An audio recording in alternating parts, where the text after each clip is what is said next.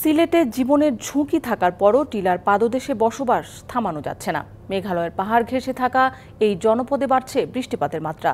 ভূমিধসে প্রায়ই প্রাণহানির পাশাপাশি ভেঙে চুরমার হচ্ছে বসতবাড়ি।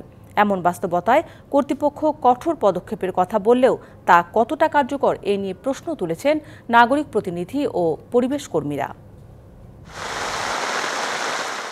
কদিন আগেই ঘূর্ণিঝড় রিমালের চোখ রাঙানিতে সিলেটে ভূমিধসের শঙ্কার কথা জানায় আবহাওয়া অধিদপ্তর। তবে সে সময় প্রশাসনের বিধিনিষেধ খুব একটা কাজে আসেনি। এর কয়েকদিনের মধ্যেই গেল সোমবার ভারী বৃষ্টিতে চামেলিবাগে টিলা ধসে প্রাণহানির ঘটনা ঘটে। অভিযোগ, প্রশাসনের কড়া নজরদারির অভাব ও টিলাবাসীর অসচেতনতার কারণেই এমন দুর্ঘটনা এড়ানো যাচ্ছে না। যখন বৃষ্টিপাত হলো তখনই সাথে সাথে এগুলা একটা ওয়ার্নিং দেওয়া যাওয়ার দরকার। অঞ্জনী নিলামে আর সারা বাড়ি করে দোষিয়া তো আমরা চাইলেও টিকতে পারতাম না। সেই সাথে অবৈধভাবে টিলা পাহাড় কেটে নষ্ট করা হচ্ছে প্রকৃতির ভারসাম্য।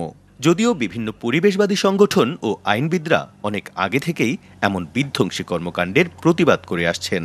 তারা যখন ঝুঁকির মুখে পড়ছেন তখন থেকে কিন্তু আমরা বিভিন্নভাবে বিভাগীয় প্রশাসন, উপজেলা প্রশাসন, জেলা প্রশাসনকে চিঠি দিয়ে যাচ্ছি। উচ্চ আদালতের রায়কে বাস্তবায়ন করার জন্য কোনো শক্ত বা কঠোর পদক্ষেপ আমরা দেখিনি। ওয়ালটন ফ্রিজ কিনে অনেকের মতো আপনিও হয়ে যেতে পারেন মিলেনিয়াল সেরা পণ্যের সেরা অফার। তবে টিলা ধ্বংসকারীদের বিরুদ্ধে জিরো টলারেন্সের হুঁশিয়ারি দিয়ে মেয়র জানান, ঝুঁকিপূর্ণভাবে বসবাসকারীদের পুনর্বাসনের ব্যবস্থা করা হবে।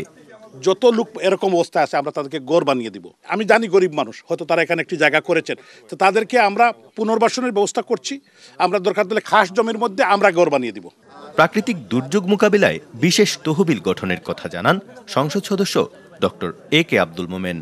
পূর্ণাঙ্গ তথ্য আমি সংগ্রহ করে একটা special fund, climate protection fund, এই এলাকার জন্য আমি চাই।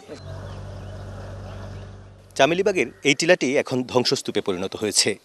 এখানে লাল পতাকা টানিয়ে ডেঞ্জার জোন ঘোষণা করা হয়েছে। তবে সিলেটে এরকম সারা জেলা জুড়ে আরও অনেকগুলো টিলা পাহাড় রয়েছে যেগুলো অত্যন্ত ঝুঁকিপূর্ণ। এর পাদদেশে লোকজন বসবাস করছেন ঝুঁকি নিয়ে। সংশ্লিষ্টরা বলছেন, দ্রুততম সময়ে তাদের সতর্ক করে সেই বসতি থেকে মানুষজন সরিয়ে না নিলে এ ধরনের ঘটনা আরও ঘটতে পারে।